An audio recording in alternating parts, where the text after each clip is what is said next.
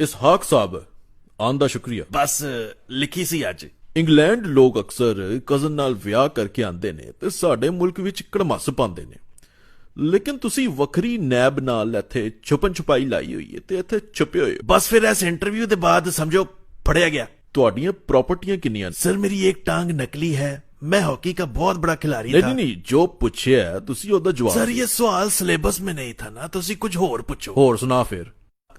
ठीक ठाक, तुसी सुनाओ। चाह मंगावा? नाल बिस्कुट भी। लगदा खान दे बड़े शौकीन हो तुसी। मुल्क भी इंज खादा सी?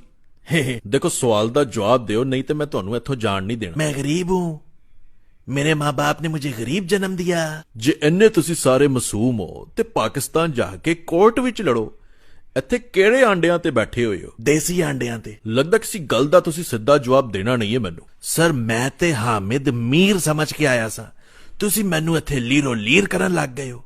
अच्छा दसो कि इमरान ने इंडिया दा स्यापा पूरी दुनिया नू विखाया, अफगानिया ते अमरीकियां दी डील भी कराई, चाइना नाल भी वखरी सैटिंग चल रही है बॉय दी।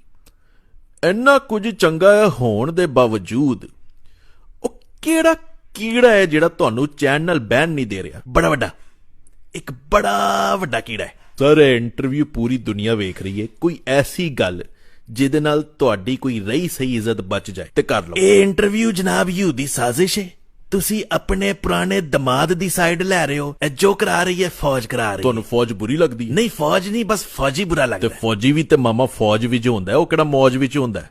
साडे सारे मौज विच ही हुंदे ने। ते मामा तू भी फौज विच चले जाना सी, किन्ने क्या सी सियासत करो?